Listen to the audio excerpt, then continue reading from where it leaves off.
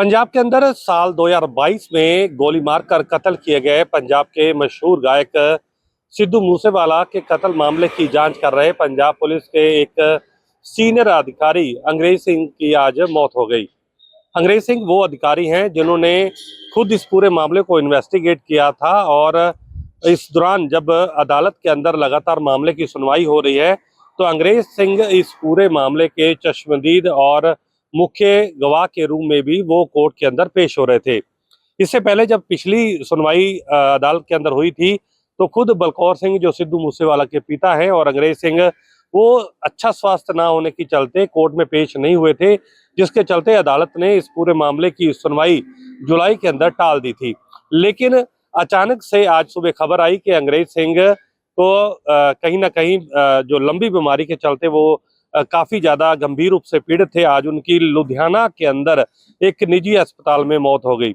आपको बता दें कि अंग्रेज सिंह पिछले दिनों पंजाब पुलिस से रिटायर हो चुके हैं, लेकिन रिटायर होने से पहले क्योंकि वो उस वक्त मानसा के अंदर तैनात थे और उस पूरे मामले की उन्होंने जांच की थी और यही कारण था कि मूसेवाला कत्ल मर्डर का जो मामला था उसमें वो मुख्य गवाह जो थे वो तमाम, चाहे वो लॉरेंस बिश्नोई हो या बाकी जितने बदमाश थे, उनके खिलाफ वो मुख्य गवाह के रूप में अदालत के अंदर पेश होते रहे। लेकिन अब अंग्रेज सिंह की अचानक मौत होने से कहीं ना कहीं इस पूरे केस पर भी असर पड़ सकता है, क्योंकि अदालत के अंदर उनकी गवाही जो है वो काफी ज्यादा प्रमुख मानी जा रही थी। हालांकि वो लंबे समय से बीमार थे, इसके पीछे किसी की तरह कोई साजिश नहीं है, लेकिन हम ये कह सकते हैं कि सिद्धू मूसेवाला को न्याय दिलाने में ये कहीं ना कहीं एक तरीके से एक झटका उस परिवार को जरूर लगा है। कैमरामैन निशान के साथ मैं नवदीप छाबड़ा, JK 24/7 न्यूज, चंडीगढ़।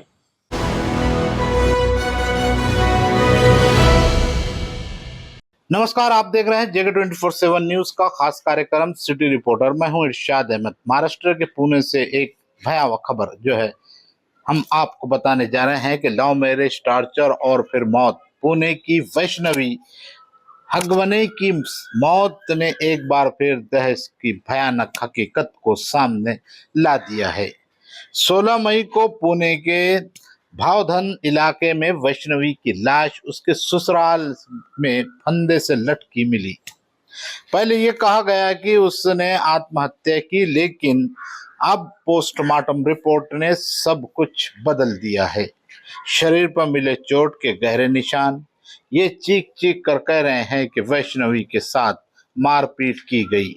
वैष्णवी के पिता का आरोप है कि शादी के समय 51 तोला सोना, चांदी और एक लग्जरी SUV दी गई थी। इसके बाद भी उनके दामाद और परिवार ने जमीन के लिए 2 करोड़ रुपए की मांग की और यही से शुरू हुआ उनकी बेटी का टॉर्चर। पुलिस ने पति शशांक को गिरफ्तार कर लिया है, जबकि ससुर राजेंद्र और देवर सुशील फरार है। राजनीतिक हलचल भी तेज हुई है। NCP ने राजेंद्र और उसके बेटे को पार्टी से निकाल दिया है। उप मुख्यमंत्री अजित पवार ने भी साफ निर्देश दिए हैं कि फरार आरोपियों को पकड़ो, किसी को बख्शा नहीं जाना चाहिए। समाज में दहेज के खिलाफ चाहे कितने भी अभियान चले, लेकिन सच्चाई यही है कि बेटियां आज भी दहेज की बलि चढ़ रही है। अब सवाल यह है कि क्या वैष्णवी को इंसाफ मिलेगा या फिर ये मामला भी लंबे फाइलों में दब जाएगा। कैमरा पर्सन बाकिर अंसारी के साथ मैं इरशाद अहमद, JK 24/7 न्यूज, अमरावती।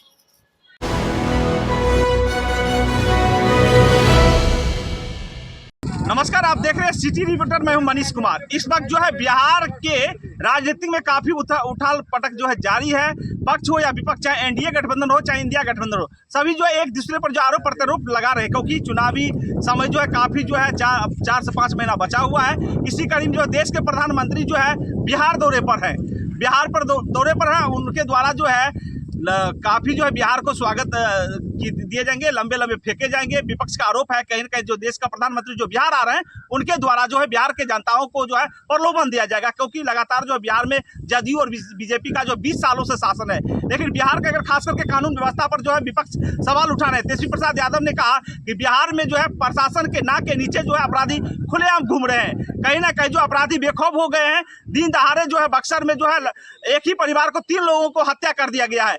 पटना के अंदर जो है 21 दिन के अंदर जो 27 लोगों को हत्या कर दिया गया है। बेगूसराय के अंदर में जो हत्या कर दिया गया। कहीं ना कहीं अपराधी बेखौफ अपराधी जो है पुलिस के नाक के नीचे जो है सारे काम कर रहे हैं, लेकिन प्रशासन जो है बिल्कुल जो है मौन होकर जो है बैठे हुए हैं।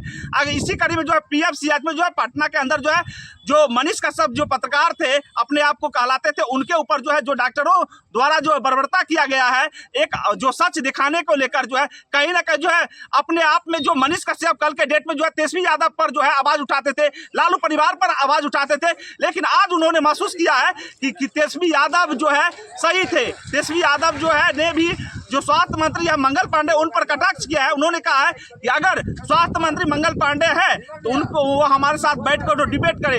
मनीष कश्यप ने कहा कि बिहार में जो है जंगल राज पहले था, अभी जंगल राज पार्ट 2 चल रहा है। कहीं ना कहीं जो अपराधी बेखौफ हो गए हैं, लोग जो है दहशत में रह रहे हैं। मनीष कश्यप ने यह भी कहा कि अगर मंगल पांडे जो स्वास्थ्य मंत्री है उनमें अगर हिम्मत है तो तेजस्वी प्रसाद यादव के साथ में जो है डिबेट करे। बिहार की जो कानून व्यवस्था है काफी जो है खराब हो गया है, अफसरशाही चरम सीमा पर है। वह बिगड़ पैसे का जो है कोई काम नहीं हो रहा है। ये तेजस्वी प्रसाद यादव ने जो है अब जो NDA गठबंधन के जो मंत्री हैं उन पर जो है कटाक्ष किए हैं कि बिहार में जो है सब कुछ ठीक ठाक नहीं चल रहा है। मैं हूँ मनीष कुमार, आप देख रहे हैं सिटी रिपोर्टर। मैं अपने सहयोगी कैमरामैन के साथ समस्तीपुर बिहार से।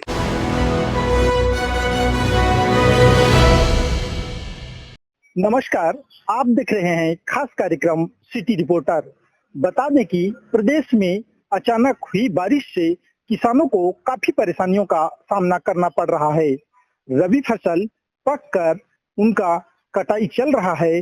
कई किसान कटाई कर चुके हैं तो उनका जो धान है खेत में ही पड़ा है।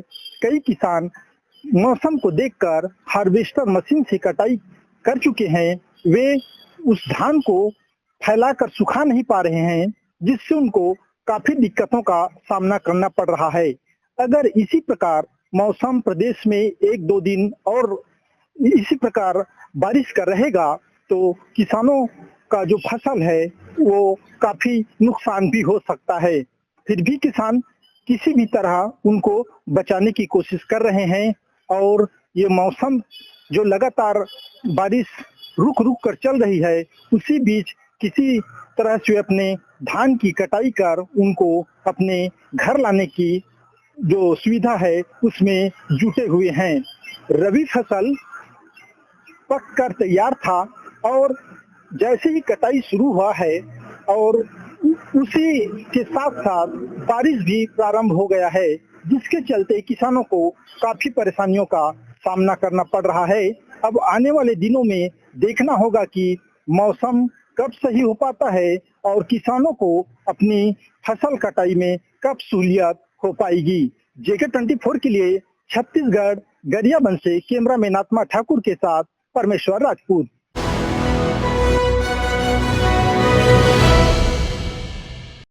देश भर में कई इलाकों में कोविड-19 के मामलों में बढ़ोतरी देखी जा रही है। गाजियाबाद के बाद नोएडा में भी कोविड का एक पहला मामला निकल करके सामने आया है, जहां पर एक 55 वर्षीय व्यक्ति को कोविड के जो लक्षण आए हैं, जिसके बाद उनको होम आइसोलेशन में कर दिया गया है और जो परिवार के अन्य लोग हैं उनकी भी जांच की जा रही है। आपको बता दें कि इनकी जो ट्रैवल हिस्ट्री है उसके बारे में भी जानकारी ली जा रही है, इनकी ट्रैवल हिस्ट्री है या नहीं। साथ ही साथ जो नोएडा के CMO हैं नरेंद्र कुमार, उन्होंने साफ तौर पे कहा है कि नोएडा में जो अस्पताल में जितने भी मरीज पहुंच रहे हैं उनकी कोरोना की जांच कराई जा रही है। साथ ही साथ कोरोना को देखते हुए लगातार जो अस्पताल में है, इस अस्पताल की जो सुविधाएं हैं वहां पर कह दिया गया। साथ ही साथ जो संबंधित अधिकारी हैं उनको दिशा निर्देश दिए गए हैं कि अस्पताल में किसी प्रकार की कोई लापरवाही ना हो और साथ ही साथ जो मरीज हैं उनको देखरेख को लेकर भी वहां पर दिशा निर्देश दिए जा रहे हैं। आपको बता दें कि उत्तर प्रदेश के गाजियाबाद में भी कोरोना के 4 मामले निकल करके सामने आए थे। अब तक उत्तर प्रदेश में कोरोना के 5 मामले निकल करके आए हैं टोटल। इसके साथ ही आपको बता दें कि उत्तर प्रदेश के अधिकतर जिलों में जो मरीज हैं उनकी संख्या में लगातार इजाफा देखने को मिल रहा है और जो जिला अस्पताल में जो मरीज पहुंच रहे हैं उनकी जो इसमें बुखार, खांसी और सांस से संबंधित जो मरीज पहुंच रहे हैं उनकी कोरोना की जांच कराई जा रही है ताकि जो कोविड है उसका पता चल सके। तो आप समझ सकते हैं कि उत्तर प्रदेश में लगातार जो स्वास्थ्य विभाग है वो बिल्कुल तैयार है, कोविड को लेकर अलर्ट मोड पर आ गया है। इसको लेकर जो उत्तर प्रदेश सरकार है लगातार वो इस पर नज़र बनाए हुए है। तो कहीं ना कहीं उत्तर प्रदेश में अब तक जो पूरे मामले निकल कर आए हैं वो टोटल 5 हैं। बुलंदशहर से JK 24/7 न्यूज के लिए परवेंद्र लोधी।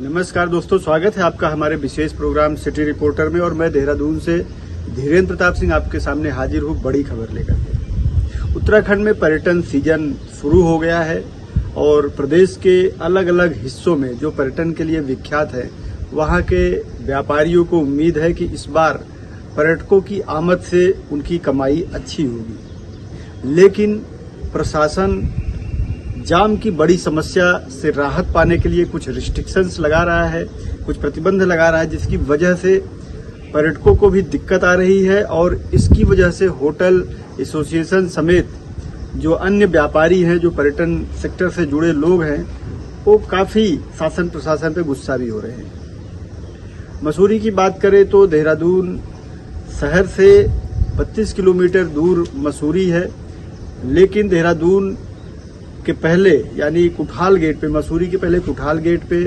प्रशासन के लोग बड़ी गाड़ियों को और व्यावसायिक गाड़ियों को मसूरी में जाने से रोक रहे हैं।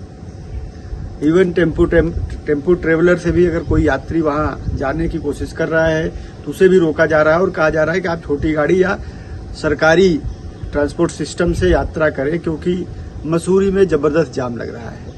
मसूरी के होटल व्यवसायियों का कहना है कि जो पर्यटन सीजन है वो शुरू हो गया है, लेकिन अभी भी जो बुकिंग है वो सिर्फ 40% है और दूसरी तरफ प्रशासन कुठाल गेट पे लोगों को रोक करके उनकी होटल की बुकिंग के बाद ही उनको ऊपर जाने दे रहा है मसूरी की तरफ। इसकी वजह से बहुत से ऐसे टूरिस्ट मसूरी आने से वंचित हो जा रहे हैं जो कि प्री बुकिंग नहीं किए हुए हैं। उन लोगों ने प्रशासन से अनुरोध किया है, मांग की है कि ऐसे यात्रियों को भी मसूरी आने दिया जाए जिन्होंने होटलों की प्री बुकिंग नहीं की है, क्योंकि बहुत से ऐसे यात्री हैं जो वहां जाकर के offline on the spot booking करते हैं। दूसरी तरफ नैनीताल की अगर बात करें तो वहां भी पर्यटकों की भीड़ उमड़ रही है, लेकिन उस भीड़ की वजह से शहर में लगने वाले भारी जाम को रोकने के लिए प्रशासन नैनीताल से थोड़ा पहले ही लोगों की गाड़ियों को पार करा के शटल सेवा से उनको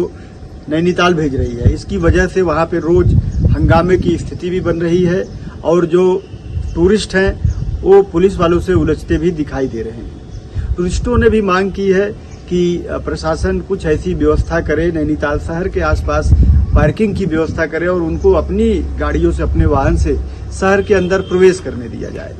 इसी तरह से प्रदेश के और भी कई शहरों में जाम की वजह से पर्यटकों को बड़ी परेशानी उठानी पड़ रही है और पर्यटन सेक्टर से जुड़े लोगों को नुकसान उठाना पड़ रहा है। अब देखने वाली बात यह होगी कि सरकार इस बड़ी समस्या का क्या समाधान निकालती है। कैमरा से होगी विक्की थपलियाल के साथ धीरेन्द्र प्रताप सिंह, JK 24/7 न्यूज, देहरादून।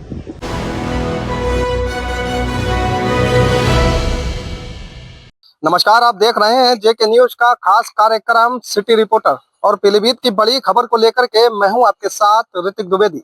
पीलीभीत के सीमावर्ती इलाकों के गांव में विश्व हिंदू परिषद ने डेरा डाल दिया है और कार्यक्रम के जरिए ऐसे लोगों की घर वापसी कराई जा रही है जिनको नेपाल से आकर पादरियों ने ईसाई बना दिया था। दरअसल जिले की भारत नेपाल सीमा से सटे इलाकों के कई गाँव के सिखों ने ईसाई धर्म अपनाया है। दावा किया जा रहा है कि नेपाल से आए पादरी और कुछ स्थानीय पास्टरों ने आर्थिक लालच और चंगाई सभाओं के जरिए सिखों को ईसाई धर्म अपनाने के लिए प्रेरित किया था। दावा है कि मिनी पंजाब कहे जाने वाले पूरनपुर इलाके और हजारा इलाके के गांव के 22,000 सिखों में से 3,000 सिखों का धर्मांतर भी कराया जा चुका है।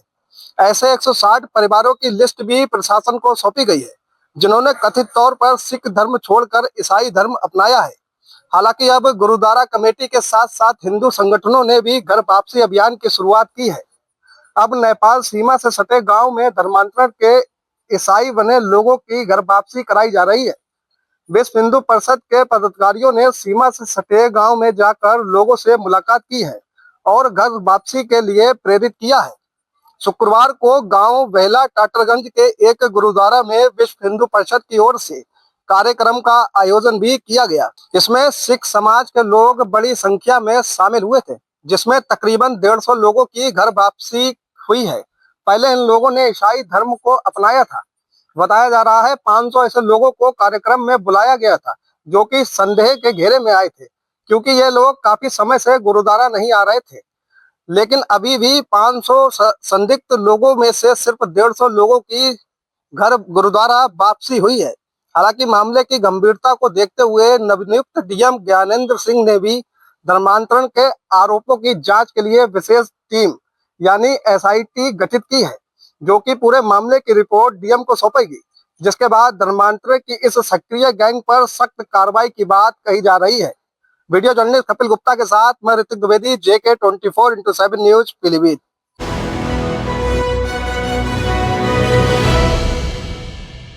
नमस्कार, आप देख रहे हैं सिटी रिपोर्टर, मेरे साथ मैं हूं संदीप गोयल।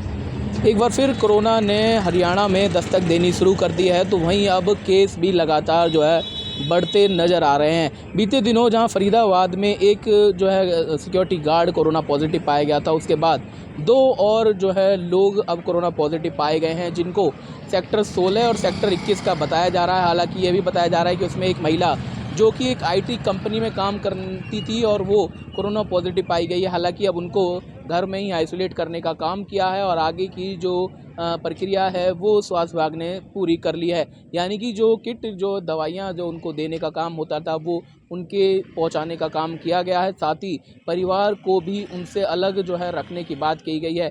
तो इसी को लेकर अब स्वास्थ्य विभाग भी जो है अलर्ट मोड पर है। सभी तैयारी हॉस्पिटलों के अंदर जो है शुरू कर दी गई है। तो वहीं हरियाणा के स्वास्थ्य मंत्री की ओर से भी ये कहा गया है कि इसमें सतर्कता बरतने की ज़रूरत है, घबराने की ज़रूरत नहीं है। सरकार जो है इसको कंट्रोल करने का पूरा काम कर चुकी है। जिस तरह से पिछली साल जो ऐसे मामले आए थे उनसे निपटने का सरकार ने काम किया था, इस बार भी सरकार इसको होने से पहले ही जो है रोकथाम करने का काम करेगी। हालांकि अभी लगातार जिस तरह से देश में कोरोना के मामले बढ़ रहे हैं, वो एक बार फिर कहीं ना कहीं चिंता जताई जा रही है। ऐसे में हरियाणा में अब तक टोटल 7 केस जो है कोरोना पॉजिटिव के पाए गए हैं और हरियाणा के जो है 2 जिलों में अब तक कोरोना के मामले सामने आए, जिसमें हरियाणा का फरीदाबाद में अब तक 3 मामले, तो वहीं गुरुग्राम में 4 मामले अब तक पॉजिटिव पाए गए हैं। हालांकि अब स्वास्थ्य विभाग पूरी तरह से सतर्क है और लोगों को जागरूक कर रहा है कि भीड़भाड़ में जाने से पहले मास्क का इस्तेमाल करें। यदि आप खांसी, जुकाम और बुखार के पेशेंट हैं तो अपने आप को और लोगों से अलग करके रखें और संभव हो सके तो अपने आप को जो है इलाज कराने से पहले अपने आप को अलग लोगों से रखें और सैंपल टेस्ट कराने के बाद भी आपको अलग रहना पड़ेगा। तो इस तरह की जो चीज़ें हैं वो स्वास्थ्य विभाग लोगों को जागरूक करने के लिए काम कर रहा है। हालांकि अब जगह जगह पर ये टेस्ट की प्रक्रियाएं वो शुरू कर दी गई हैं और लोगों को जागरूक रहने और हाथ धोने से लेकर मास्क लगाने के लिए जागरूक किया जा रहा है। सहयोगी राकेश के साथ संदीप गोयल, JK 24/7 न्यूज़, फरीदाबाद।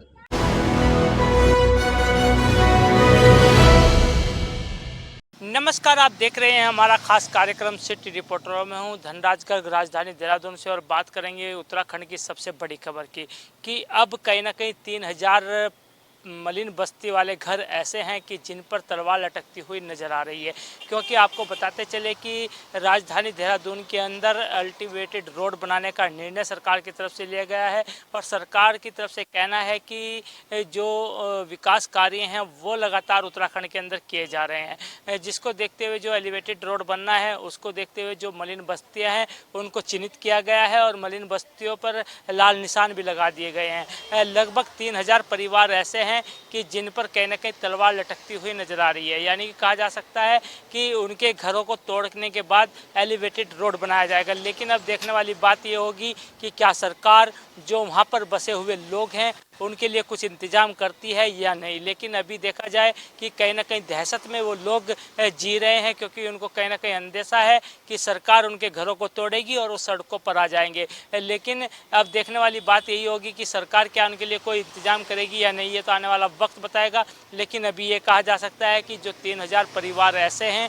वो कहीं ना कहीं दहशत में जी रहे हैं। वहीं देखिएगा कि लगातार विकास कार्यों को बढ़ावा देने के लिए मुख्यमंत्री पुष्कर सिंह धामी लगातार कार्य कर रहे हैं और मुख्यमंत्री पुष्कर सिंह धामी का साफ तौर पर कहना है कि जब विकास कार्य होते हैं तो कहीं ना कहीं कुछ नुकसान भी झेलना पड़ता है और वो नुकसान कहीं ना कहीं उन मलिन बस्ती वालों को अब यहाँ पर देखने को मिलेगा, क्योंकि जब एलिवेटेड रोड बनाया जाएगा तो लाजमी है कि जो मलिन बस्ती वाले लोग हैं उनके घरों को जरूर तोड़ा जाएगा। तो इससे कहा जा सकता है कि जो 3000 घर जो परिवार हैं वो कहीं ना कहीं खुली छत के नीचे सोने को मजबूर हो सकते हैं। कैमरा सहयोगी वीरेंद्र थपलियाल के साथ धनराज गर्ग, JK 24/7 न्यूज़, देहरादून।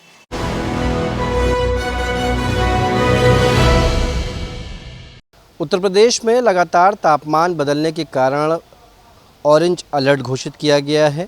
मौसम विभाग की ओर से इस अलर्ट के अनुसार तकरीबन 13 शहरों में तेज़ आंधी तूफान का अंदेशा जताया जा रहा है। ये बताया जा रहा है कि तकरीबन 13 शहर ऐसे होंगे जो इस तेज़ आंधी तूफान की चपेट में आ सकते हैं।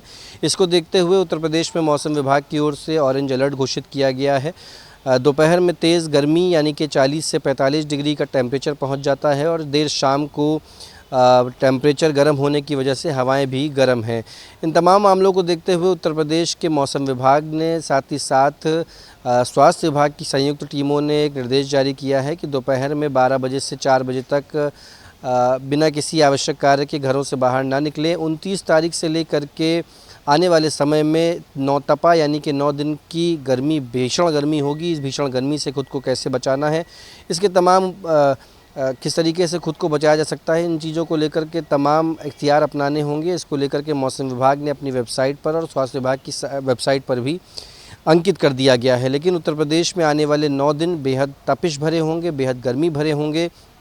इससे बचाव के लिए उत्तर प्रदेश के मुख्यमंत्री योगी आदित्यनाथ ने भी टीमों को संयुक्त रूप से रहने के लिए कहा है। हॉस्पिटल्स में भी इस बाबत कहा गया है कि हॉस्पिटल्स में भी बेडों को खाली करा कर रखा जाए। इस बात पर ध्यान रखा जाए कि यदि नौतपा में कोई व्यक्ति ऐसा है जो हाइड्रेट का शिकार होता है, उसको किस तरीके से इलाज देना है, इस बात पर ध्यान रखा जाए। इन तमाम मुद्दों को देखते हुए संयुक्त रूप से टीम बनाई गई है। बहुत आवश्यक कार्य होने पर ही घर के बाहर निकलने के निर्देश जारी किए हैं। 29 मई से उत्तर प्रदेश के तकरीबन 13 जिले तेज़ आंधी बारिश भी झेल सकते हैं। वीडियो जर्नलिस्ट किशन के साथ गौरव पांडे, JK 24/7 न्यूज़, लखनऊ।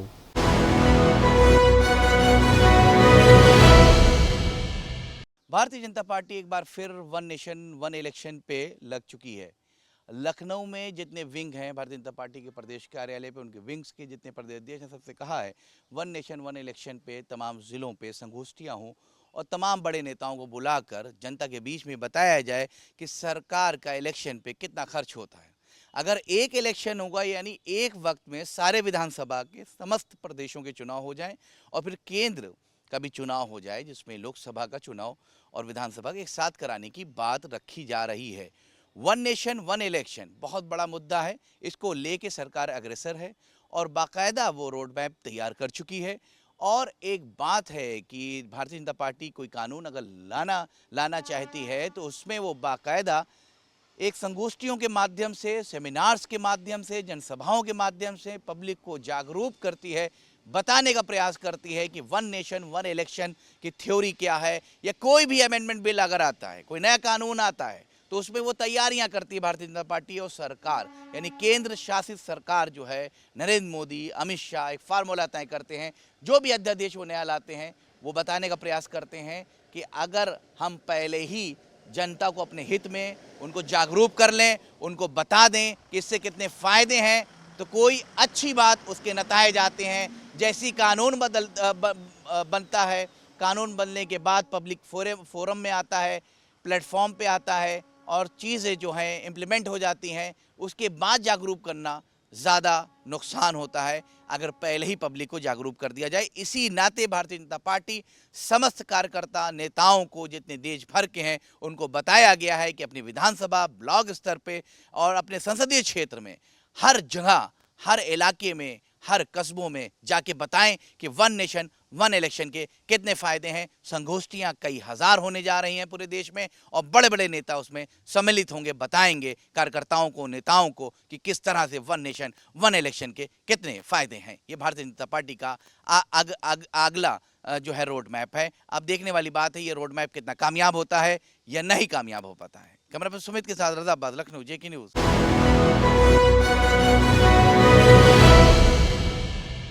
पाकिस्तानी आतंकी संगठन और पाकिस्तानी आईएसआई के इशारे पर नेपाल के जरिए भारत में कई आतंकियों को प्रवेश कराना चाहता है पाकिस्तानी आतंकी संगठन।